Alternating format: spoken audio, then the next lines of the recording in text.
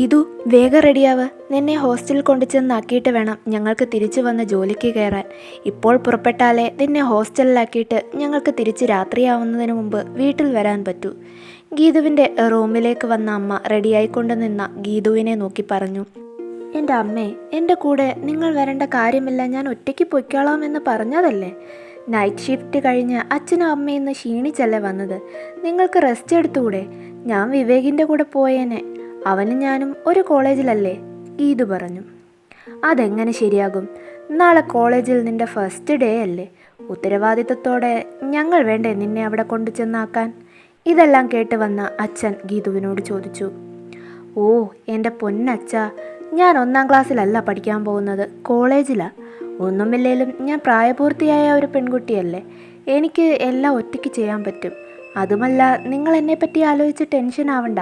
എൻ്റെ കൂടെ വിവേകുമുണ്ടല്ലോ. നീ എത്ര വലിയ കുട്ടിയായി എന്ന് പറഞ്ഞാലും ഞങ്ങൾക്ക് നീ ഇപ്പോഴും ചെറിയ കുട്ടിയാണ്. ആണായിട്ടും പെണ്ണായിട്ടും നീ ഒന്നല്ലേ ഞങ്ങൾക്കുള്ളൂ. പിന്നെ വിവേകിൻ്റെ കാര്യം, അവനെ ഞങ്ങൾക്ക് വിശ്വാസമാണ്. കുട്ടിക്കാലം മുതലേ ഞങ്ങൾ കാണുന്ന കുട്ടിയല്ലേ അവൻ. അവൻ നിന്നെ ഞങ്ങളെക്കാളും നന്നായി നോക്കുമെന്ന് അറിയാം. പക്ഷേ ഞങ്ങൾക്കും കടമ എന്നൊരു കാര്യമുണ്ടല്ലോ. അതല്ല, അച്ഛനും അമ്മയും കൂടെ വരുന്നത് നിനക്കൊരു കുറച്ചിലാണെങ്കിൽ വേണ്ട. അമ്മ പരിഭവിക്കാൻ തുടങ്ങി. അയ്യോ, എൻ്റെ അമ്മക്കിളി പിണങ്ങിയോ? ഞാൻ നിങ്ങളുടെ ജോലി തിരക്കും ഹെൽത്ത് ഇഷ്യൂസും ഒക്കെ അറിയാവുന്നത് കൊണ്ട് പറഞ്ഞതല്ലേ. ഒരു കാര്യം ചെയ്യാം, ഇന്ന് നമ്മൾ 3 പേരും ഒരുമിച്ച് എൻ്റെ കോളേജിൽ പോകുന്നു. ഹോസ്റ്റലിൽ അഡ്മിഷൻ എടുത്ത് എൻ്റെ കോളേജും ചുറ്റിക്കറങ്ങി കണ്ടിട്ട് തിരിച്ചു വരുന്നുള്ളൂ. ഇനി സമയം കളയണ്ട, വേഗമാവട്ടെ, നമുക്ക് പോകാം എന്ന് പറഞ്ഞ് ഗീതു ലഗേജും എടുത്ത് പുറത്തേക്കിറങ്ങി. കാറിൻ്റെ ഡിക്കി ഓപ്പണാക്കി ലഗേജ് ഡിക്കിയിൽ വെച്ചു. പുറകെ അച്ഛൻ മറ്റ് 2 ബാഗും എടുത്തുകൊണ്ട് വന്ന് ഡിക്കിയിൽ വെച്ചു. അമ്മ വീടിൻ്റെ ഡോർ പൂട്ടി വന്ന് കാറിൽ കയറിയ ശേഷം അവർ ഒരുമിച്ച് ഗീതുവിൻ്റെ കോളേജിലേക്കുള്ള യാത്ര പുറപ്പെട്ടു. ഗീതു നന്നായി പഠിക്കുന്ന, സംസാരിക്കാൻ ഒരുപാട് ഇഷ്ടപ്പെടുന്ന ഒരു മിഡിൽ ക്ലാസ് ഫാമിലിയിൽ ജനിച്ച കുട്ടിയാണ്. അവളുടെ അച്ഛനും അമ്മയും ഒരേ ഹോസ്പിറ്റലിൽ നേഴ്സായി വർക്ക് ചെയ്യുന്നു. എല്ലാ കാര്യങ്ങളിലും ഗീതുവിന് വാചാലയായി സംസാരിക്കാൻ പ്രത്യേക കഴിവുണ്ട്. പോരാത്തതിന് പൊതുവിഷയങ്ങളിൽ വളരെയധികം ഇൻട്രസ്റ്റ് ആണ് അവൾക്ക്. അതുകൊണ്ട് തന്നെ സ്കൂൾ പഠനം കഴിഞ്ഞ് തുടർ പഠനത്തിന് ഗീതു ജേർണലിസമാണ് തിരഞ്ഞെടുത്തത്. കുട്ടിക്കാലം മുതലേ ഒരുമിച്ച് കളിച്ചും ഒരേ സ്കൂളിൽ പഠിച്ചും വളർന്നതുകൊണ്ട് തന്നെ അവളുടെ ആത്മാർത്ഥ സുഹൃത്താണ് വിവേക്. ഇപ്പോൾ അവർ ഒരുമിച്ചാണ് കോളേജ് പഠനവും തുടങ്ങാൻ പോകുന്നത്. അങ്ങനെ കോളേജിലേക്ക് യാത്ര പുറപ്പെട്ട ഗീതുവിൻ്റെ ഫാമിലിയും ഗീതുവും മണിക്കൂറുകളുടെ യാത്രയ്ക്ക് അവസാനം കോളേജിൽ എത്തിച്ചേർന്നു. നേരെ ലേഡീസ് ഹോസ്റ്റലിലെത്തിയ ഗീതു ഹോസ്റ്റലിൽ അഡ്മിഷൻ എടുത്തു. ശേഷം ലഗേജ് എല്ലാം അച്ഛൻ്റെ സഹായത്തോടെ അവൾക്ക് കിട്ടിയ റൂമിൽ കൊണ്ടുവച്ചു. എല്ലാം കഴിഞ്ഞ് ഗീതുവിൻ്റെ അച്ഛനും അമ്മയും തിരികെ യാത്ര തിരിക്കാൻ തയ്യാറെടുത്തു. അവർ ഹോസ്റ്റലിൽ നിന്ന് പുറത്തിറങ്ങി അവരുടെ കാർ പാർക്ക് ചെയ്തിരിക്കുന്ന പറഞ്ഞതെല്ലാം ഓർമ്മയുണ്ടല്ലോ. കൂടെ ആരോഗ്യം നല്ലതുപോലെ ശ്രദ്ധിക്കണം. ഭക്ഷണം സമയത്ത് തന്നെ കഴിക്കണം. കുളിക ഇല്ലെങ്കിൽ പനി വരും കേട്ടോ. അമ്മ ഓരോ കാര്യങ്ങൾ എണ്ണിപ്പറഞ്ഞ് ഗീതുവിനെ ഉപദേശിച്ചു. എൻ്റെ ലക്ഷ്മി, ഇതും കൂടി കൂട്ടി ഇന്ന് നീ ഇത് 10ാമത്തെ തവണയാ പറയുന്നത്. കേട്ട് കേട്ട് എനിക്ക് തന്നെ മടുത്തു, ഗീതുവിൻ്റെ അച്ഛൻ പറഞ്ഞു. ചേട്ടൻ എന്തറിയാം, വീട്ടിലുള്ളപ്പോൾ ഇതെല്ലാം സമയത്ത് പറഞ്ഞു ചെയ്യിക്കാൻ ഞാനുള്ളതുകൊണ്ട് അവൾ ചെയ്യും. ഇപ്പോൾ അങ്ങനെയല്ലല്ലോ, കൂടെ നിന്ന് പറയാനും ചെയ്തു കൊടുക്കാനും നമ്മളില്ല. എൻ്റെ ടെൻഷൻ എന്താണെന്ന് നിങ്ങൾക്ക് മനസ്സിലാവില്ല. ഇല്ലടി, എനിക്ക് ടെൻഷനും വിഷമവും ഒന്നും ഇല്ലല്ലോ. അത് നിനക്ക് മാത്രമല്ലേ ഉള്ളൂ, കാരണം അവൾ നിന്റെ മാത്രം മോളാണല്ലോ. അച്ഛൻ ഒരൽപ്പം ശബ്ദമുയർത്തി ദേഷ്യത്തോടെ പറഞ്ഞു. അയ്യോ, 2 പേരും ഒന്ന് നിർത്ത്. ഇനി ഇതും പറഞ്ഞ് നിങ്ങൾ വഴക്കുണ്ടാക്കണ്ട. എന്നെ പിരിഞ്ഞിരിക്കാൻ നിങ്ങൾക്ക് നല്ല വിഷമം ഉണ്ടെന്ന് എനിക്കറിയാം. അതേ വിഷമം എനിക്കുമുണ്ട്. അപ്പോൾ പിന്നെ എന്താ ചെയ്യുക? ഒരു കാര്യം ചെയ്യാം, നിങ്ങളെ മിസ് ചെയ്യുമ്പോഴെല്ലാം ഞാൻ നിങ്ങളെ വീഡിയോ കോൾ ചെയ്യും. അതുപോലെ നിങ്ങൾക്ക് എന്നെ മിസ് ചെയ്യുമ്പോൾ എന്നെയും വിളിക്കണം, കേട്ടല്ലോ, ഗീതു ചിരിച്ചുകൊണ്ട് പറഞ്ഞു. എന്നിട്ടും അമ്മയുടെ അച്ഛൻ്റെ മുഖത്ത് ഒരു തെളിച്ചവുമില്ല. അമ്മയും അച്ഛനും ഇങ്ങനെ ടെൻഷൻ ആവണ്ട. നിങ്ങൾ പറഞ്ഞതുപോലെ എല്ലാം ചിട്ടയായിട്ട് ചെയ്തു ഒരു അനുസരണയുള്ള കുട്ടിയെപ്പോലെ ഞാനിവിടെ നിൽക്കും, പോരെ എന്ന് പറഞ്ഞ് ഗീതു അച്ഛനും അമ്മയ്ക്കും കെട്ടിപ്പിടിച്ച് ഓരോ ഉമ്മ കൊടുത്തു. അവരെ യാത്രയയച്ച ശേഷം അവൾ തിരികെ റൂമിലേക്ക് പോയി. ഗീതുവിനെ കൂടാതെ 3 പെൺകുട്ടികൾ കൂടി ഉണ്ടായിരുന്നു അവളുടെ റൂമിൽ. അവൾ അവരുമായി സംസാരിച്ച് പെട്ടെന്ന് സൗഹൃദത്തിലായി. അങ്ങനെ അവരുമായി സംസാരിച്ചിരിക്കുന്നതിനിടയിൽ അവൾക്കൊരു ഫോൺ കോൾ വന്നു. വിവേകാണ് വിളിച്ചത്. എടി, നീ ഹോസ്റ്റലിൽ നിന്ന് പുറത്തേക്കിറങ്ങി വാ, ഞാൻ പുറത്തുണ്ട്, അവൻ പറഞ്ഞു. ദാ വരുന്നു എന്ന് പറഞ്ഞ് കോൾ കട്ട് ചെയ്ത ശേഷം ഗീതു പുറത്തേക്കിറങ്ങി. വിവേക് അവൾക്കിഷ്ടപ്പെട്ട കുറച്ച് പലഹാരങ്ങൾ വാങ്ങിയിരുന്നു.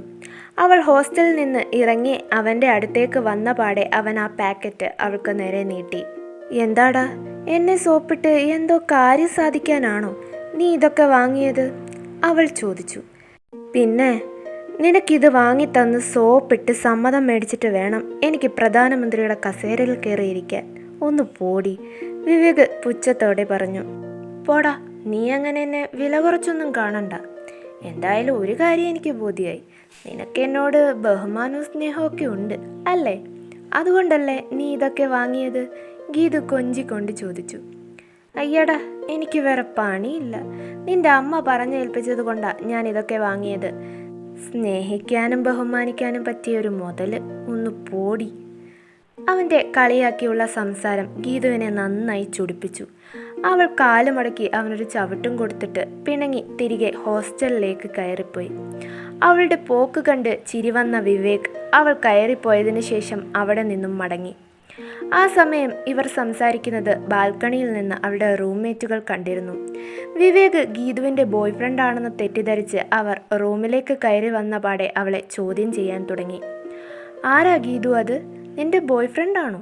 ആണെങ്കിൽ നിന്നെ നല്ലതുപോലെ കെയർ ചെയ്യുന്ന കാമുകനാണല്ലോ, അവർ ഒരേ സ്വരത്തിൽ പറഞ്ഞു.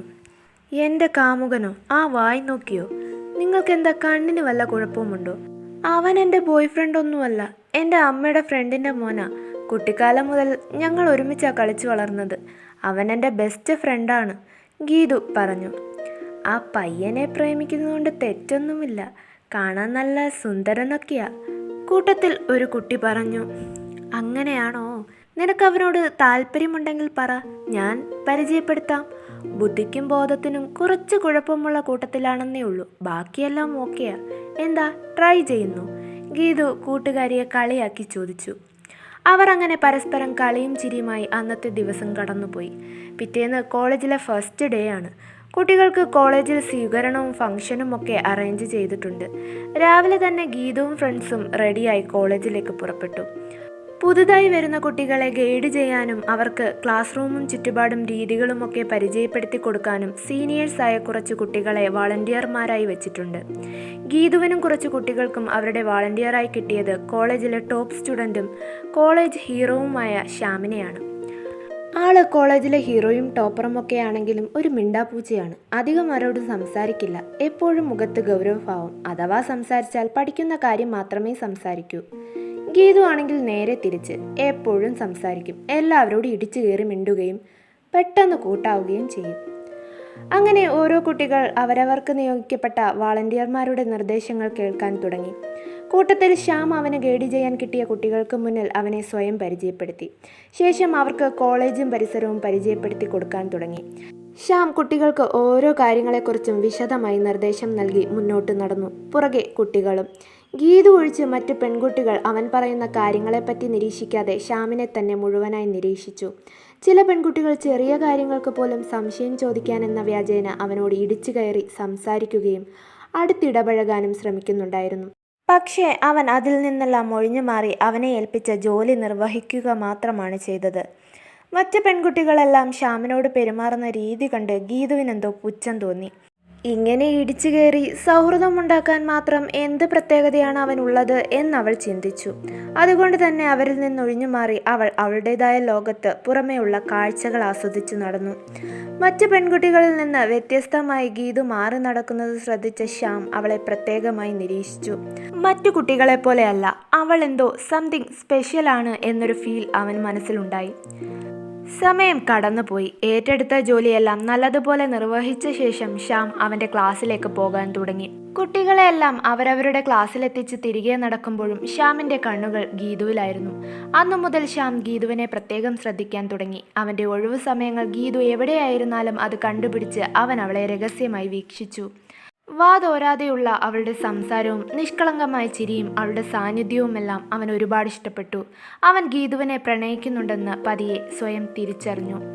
എന്നാൽ പല സമയങ്ങളിലും ഗീതു വിവേകുമായി അടുത്തിടപഴകുന്നത് കണ്ട് അവർ തമ്മിൽ ഇഷ്ടത്തിലാണോ എന്നൊരു ടെൻഷൻ അവനുണ്ടായിരുന്നു. അവളെ കൂടുതൽ അറിയാൻ ഗീതുവുമായി സൗഹൃദമുണ്ടാക്കി അവളുമായി അടുത്തിടപഴകാമെന്ന് ശ്യാം തീരുമാനിച്ചു. പക്ഷേ അവൻ അധികം ആരോടും മിണ്ടുകയോ അടുത്ത് ഇടപഴകാറുമില്ല. അതിൻ്റെ ഒരു പരിചയക്കുറവ് കാരണം എങ്ങനെ അവളോട് സംസാരിച്ചു തുടങ്ങണമെന്ന് അവനറിയില്ല. അതിനൊരവസരത്തിനു വേണ്ടി അവൻ കാത്തിരുന്നു. അങ്ങനെ ഇരിക്കുമ്പോഴാണ് കോളേജിലെ നേച്ചർ ക്ലബിൻ്റെ മീറ്റിങ്ങിൽ വെച്ച് അവൻ അതിനൊരു അവസരം കിട്ടിയത്. നേച്ചർ ക്ലബിൻ്റെ ലീഡറാണ് ശ്യാം. ഗീതുവിന് നേച്ചർ ക്ലബിൽ ചേരണമെന്ന് താല്പര്യമുള്ളതുകൊണ്ട് അതിനെപ്പറ്റി സംസാരിക്കാൻ അവൾ അവൻ്റെ അടുത്തേക്ക് വന്നു. നേച്ചർ ക്ലബിൻ്റെ ലീഡർ താനാണല്ലേ? എനിക്ക് ഈ ക്ലബിൽ ചേരാൻ താല്പര്യമുണ്ട്. അതിന് ഞാൻ എന്താ വേണ്ടത്? ഗീതു ശ്യാമിനോട് ചോദിച്ചു. ഒരു ഫോം ഫില്ല് ചെയ്ത് കൊടുക്കണം. പിന്നെ നേച്ചറിനെ കുറിച്ച് ഒരു ടെസ്റ്റ് ഉണ്ടാവും, അതിൽ പാസ്സാകണം, ഗൗരവത്തോടെ ശ്യാം പറഞ്ഞു. ഓക്കെ എന്ന് പറഞ്ഞ് തലയാട്ടിയ ശേഷം ഗീതു തിരികെ നടക്കാൻ തുടങ്ങി. എക്സ്ക്യൂസ് മീ, ഗീതുവിന് എന്നെ ഓർമ്മയുണ്ടോ?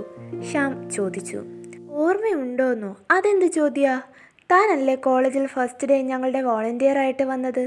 പിന്നെ തന്നെ അറിയാത്തവരായി ഈ കോളേജിൽ ആരുമില്ലല്ലോ. എല്ലാവർക്കും തന്നെക്കുറിച്ച് നല്ല അഭിപ്രായമല്ലേ? കോളേജ് ടോപ്പറല്ലേ? അതല്ല, തനിക്കെങ്ങനെ എൻ്റെ പേരറിയാം? ഗീതു സംശയത്തോടെ ചോദിച്ചു. അതൊക്കെ എനിക്കറിയാം. തനിക്ക് താല്പര്യമുണ്ടെങ്കിൽ നമുക്ക് നല്ല ഫ്രണ്ട്സ് ആയാലോ? ശ്യാം വളരെ പ്രയാസപ്പെട്ട് ടെൻഷനോടെ ഗീതുവിനോട് ചോദിച്ചു. അതിനെന്താ, കോളേജ് ടോപ്പർ എൻ്റെ ഫ്രണ്ടാണെന്ന് പറയുന്നത് എനിക്കൊരു വെയിറ്റ് അല്ലേ? അങ്ങനെ അവർ പരസ്പരം കുറേ നേരം സംസാരിച്ചു. കൂടുതൽ അടുപ്പത്തിലായി. അവരുടെ സൗഹൃദം ബലപ്പെട്ടു. ശ്യാം കിട്ടുന്ന സമയമെല്ലാം ഗീതുവുമായി സമയം ചിലവഴിച്ചു. അവളുടെ പഠനകാര്യത്തിലും മറ്റെല്ലാ ഹെൽപ്പിനും എപ്പോഴും അവൻ കൂടെ ഉണ്ടാവും. അവൾക്ക് വേണ്ട എന്തും ചെയ്യാൻ അവന് വളരെ താല്പര്യമായിരുന്നു. എന്നാൽ ഇവർ തമ്മിലുള്ള ഈ സൗഹൃദം മറ്റു കുട്ടികളെ അമ്പരപ്പിച്ചു. അധികം ആരോടും സംസാരിക്കാത്ത ശ്യാം ഗീതുവുമായി സംസാരിച്ച് വാചാലനാകുന്നത് പലരും ശ്രദ്ധിച്ചു. അവർ തമ്മിൽ പ്രണയത്തിലാണ് എന്നൊരു സംസാരം കോളേജിലാകെ പടർന്നു. ഈ സംസാരം ഏറ്റവും കൂടുതൽ അസ്വസ്ഥമാക്കിയത് ശ്യാമിൻ്റെ ക്ലാസ്സിൽ പഠിക്കുന്ന ലാവണ്യ എന്ന് പറയുന്ന പെൺകുട്ടിയെയാണ്. അവൾ കഴിഞ്ഞ 1.5 വർഷമായി ശ്യാമിനെ രഹസ്യമായി പ്രണയിക്കുന്നുണ്ട്. അവൻ മറ്റൊരു പെൺകുട്ടിയുമായി ഇടപഴകുന്നത് അവൾക്ക് സഹിക്കാനാവുന്നതിലും അപ്പുറമായിരുന്നു. മറുവശത്ത് മെൻസ് ഹോസ്റ്റലിൽ വിവേകിൻ്റെ റൂമിൽ ശ്യാമിനെയും ഗീതുവിനെയും കുറിച്ച് ചർച്ച നടക്കുന്നുണ്ട്. അതിൻ്റെ പേര് പറഞ്ഞ് വിവേകിനെ കൂട്ടുകാർ കളിയാക്കുകയാണ്. യഥാർത്ഥത്തിൽ വിവേക് ഗീതുവിനെ പ്രണയിക്കുന്നുണ്ട്. തുറന്നു പറഞ്ഞിട്ടില്ല എങ്കിലും അവൻ്റെ മനസ്സ് നിറയെ ഗീതുവാണ്. തുറന്നു പറയാൻ ധൈര്യമില്ലാത്തതുകൊണ്ട് ഗീതു അവൻ്റെ കൈവിട്ടുപോയി എന്ന് പറഞ്ഞാണ് അവൻ്റെ ഫ്രണ്ട്സ് അവനെ കളിയാക്കുന്നത്. ദേഷ്യം വന്ന വിവേക് ഹോസ്റ്റൽ റൂമിൽ നിന്ന് ഇറങ്ങിപ്പോയി. അവൻ നേരെ പോയത് ഗീതുവിൻ്റെ ഹോസ്റ്റലിലേക്കാണ്. അവിടെ എത്തിയ ശേഷം അവൻ ഗീതുവിനെ ഫോൺ ചെയ്തു. നീ വേഗം താഴേക്കിറങ്ങി വാ, എനിക്ക് സംസാരിക്കണം എന്ന് പറഞ്ഞവൻ ഫോൺ വെച്ചു. അല്പസമയം കഴിഞ്ഞ് ഗീതു ഹോസ്റ്റലിൽ നിന്ന് പുറത്തേക്കിറങ്ങി വന്നു. എന്താടാ, നീ എന്താ ഇവിടെ? എന്താ സംസാരിക്കണമെന്ന് പറഞ്ഞത്? ഗീതു ചോദിച്ചു. കോളേജിൽ ഒരു സംസാരം കേട്ടു, അത് സത്യമാണോ എന്ന് എനിക്ക് നിന്റെ നാവിൽ നിന്നറിയണം, വിവേക് ഗൗരവത്തോടെ ചോദിച്ചു. നീ എന്താ കേട്ടത്? അത് പറ. നീ ആ സീനിയർ ശ്യാമുമായി പ്രണയത്തിലാണെന്ന്, അത് സത്യമാണോ? നിനക്കെന്താ, തലയ്ക്ക് സുഖമില്ലേ? ഒരാളോട് അടുത്തിടപഴകിയ അത് പ്രേമമാകുമോ? ഞാനും ശ്യാമും നല്ല ഫ്രണ്ട്സാണ്. ഞങ്ങൾ തമ്മിൽ വേറൊരു റിലേഷനുമില്ല, ഗീതു തീർത്ത് പറഞ്ഞു.